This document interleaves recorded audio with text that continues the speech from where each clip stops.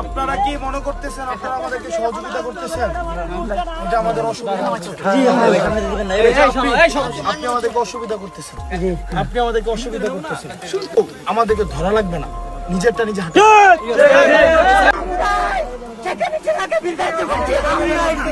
শেখ হাসিনাকে এই ভাইয়ের নেতৃত্বে বিতাড়িত করেছিলেন।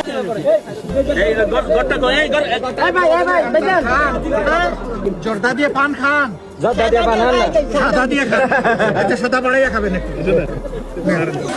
এখন কেন করতেছে? টাকা বাড়িয়ে দিতে চাও?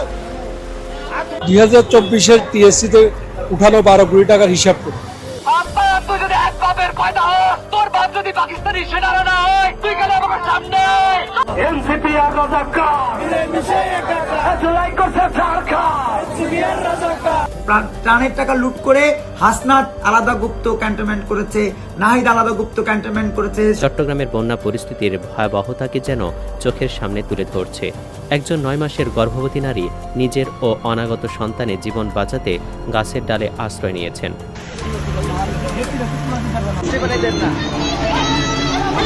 প্রিয় দর্শক, গত বছরের বন্যায় সেই টিএসসিতে তোলা কোটি কোটি টাকার হিসাব দিতে পারে নাই এনসিপি নেতাকর্মীরা।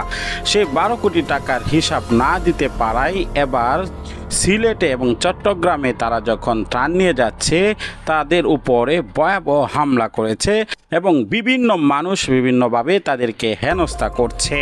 প্রিয় দর্শক, আজকের এই ভিডিওতে দেখবেন কিভাবে ত্রাণ বিতরণ করা সেই এনসিপি নেতাকর্মীদেরকে তুপের মুখে ফেলছেন এবং জামায়াতের আমির ত্রাণ দিতে গিয়ে কিভাবে মানুষের অসম্মানের এবং বেইজ্জতির শিকার হয়েছেন। আসুন না টেনে এই ভিডিওটি শেষ পর্যন্ত দেখি, তাহলেই বুঝতে পারবেন ভয়াবহ বন্যার পরিস্থিতি এবং সেখানে বর্তমান কি অবস্থায় রয়েছে। সর্বশেষ আপডেট এবং ভাইরাল সকল ভিডিও আপনাদের মাঝে তুলে ধরছি। না টেনে লাইক করে শেষ পর্যন্ত ভিডিওটি দেখতে থাকুন। একদিনে 100 জনের বেশি প্রাণ ঝরে গেল। কেউ ঘুমের মধ্যে ভেসে গেলেন, কেউ পাহাড় ধসে চাপা পড়লেন, কেউ আবার শেষ মুহূর্তেও বাঁচার জন্য সাহায্যের অপেক্ষায় ছিলেন, কিন্তু বন্যার ভয়াবহতার কাছে হার মেনেছেন।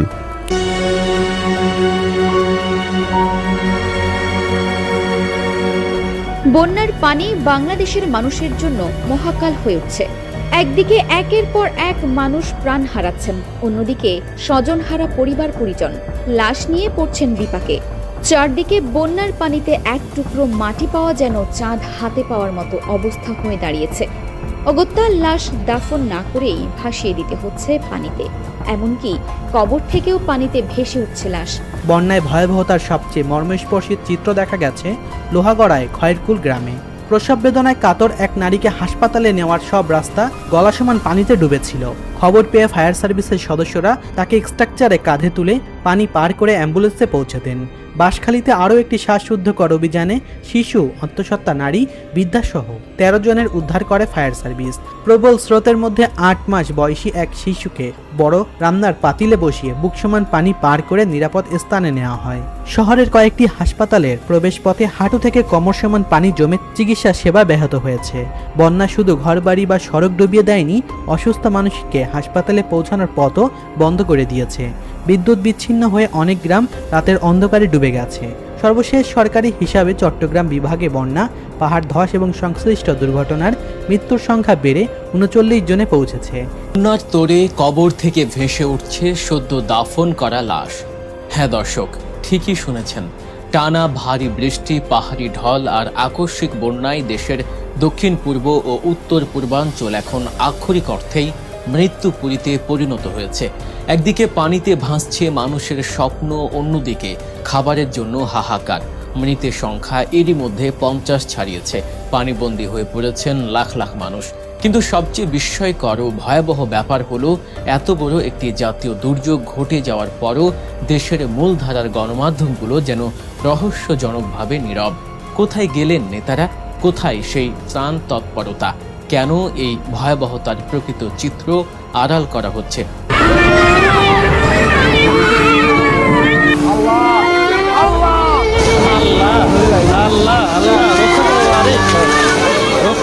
পৃথিবীর আলো ঠিকমতো দেখার আগেই এক অবুঝ নবজাতকের জীবন বাঁচানোর এক রুদ্ধশ্বাস লড়াই। চারদিকে অথই ঘোলা পানি, আর তার মাঝখানে একটি অ্যালুমিনিয়ামের পাতিলের ভেতর শুয়ে আছে এক সদ্য জন্ম নেয়া শিশু। বুক সমান নোংরা আর ঘোলা পানি ভেঙে তাকে নিরাপদ আশ্রয় নিয়ে যাচ্ছেন অসহায় স্বজনেরা। একদিকে যখন 44 জনের মর্মান্তিক মৃত্যু এবং 10 লাখেরও বেশি মানুষের গৃহহীন হওয়ার খবরে দেশ কাঁপছে, ঠিক তখনই ধেয়ে আসছে আরও এক মহা বিপদ। আগামী 24 থেকে 72 ঘন্টার মধ্যে দেশের নতুন নতুন অঞ্চল তলিয়ে যাওয়ার এক ভয়ানক পূর্বাভাস দিয়েছে আবহাওয়া ও বন্যা সতর্কীকরণ কেন্দ্র। কেন ঘটছে এই মহা বিপর্যয়? কেনই বা হাজার মাইল দূরের চীনের বন্যার পানি ডোবাচ্ছে বাংলাদেশকে? আর সাধারণ মানুষের এই চরম দুর্দশার দিনে কোথায় হারিয়ে গেলেন তথাকথিত জনপ্রতিনিধিরা? কে নামলেন কাদা পানি মেখে মানুষের সেবায়? দেশের বর্তমান বন্যা পরিস্থিতির এই লোমহর্ষক, অজানা ও চাঞ্চল্যকর সব তথ্য জানতে এবং আগামী 24 ঘন্টায় কোন কোন জেলা সবচেয়ে বেশি ঝুঁকিতে রয়েছে তা জানতে এই ভিডিওটি না টেনে একদম শেষ পর্যন্ত দেখুন, কারণ এই ভিডিওর তথ্যগুলো আপনার এবং আপনার পরিবারের জীবন বাঁচাতে পারে। সাম্প্রতিক সময়ের এই বন্যা যেন পুরো দেশকে গিলে খেতে চাইছে। দেশের অন্তত 18টি জেলা এখন প্রলয়ঙ্কারী বন্যার চরম ঝুঁকিতে রয়েছে। লাখো মানুষের হাহাকার আর মৃত্যুর শীতল স্পর্শে ভারী হয়ে উঠেছে চারপাশের বাতাস। চট্টগ্রামের বাঁশখালীতে ঘটে যাওয়া দৃশ্যগুলো যেন বিবেককে নাড়িয়ে দেয়। মাইলের পর মাইল শুধু থই থই করছে বন্যার ঘোলা পানি, তলিয়ে গেছে সাজানো গোছানো ঘরবাড়ি, সম্পূর্ণ বিচ্ছিন্ন হয়ে পড়েছে যোগাযোগ ব্যবস্থা। পেটে এক মুঠো খাবার নেই, এমনকি তৃষ্ণা মেটানোর মতো এক ফোঁটা বিশুদ্ধ পানি পর্যন্ত জুটছে না বন্যা কবলিত লাখো মানুষের। চট্টগ্রামের সাতকানিয়ায় সাঙ্গু নদীর পানি উপচে পড়ে পুরো এলাকা এখন পানির নিচে। চন্দনাইশ, বাঁশখালী, লোহাগাড়া এবং আনোয়ারা পরিণত হয়েছে এক একটি বিচ্ছিন্ন দ্বীপে। মানুষের আজীবনের জমানো সম্পদ চোখের সামনে ভেসে যাচ্ছে সর্বনাশা স্রোতে।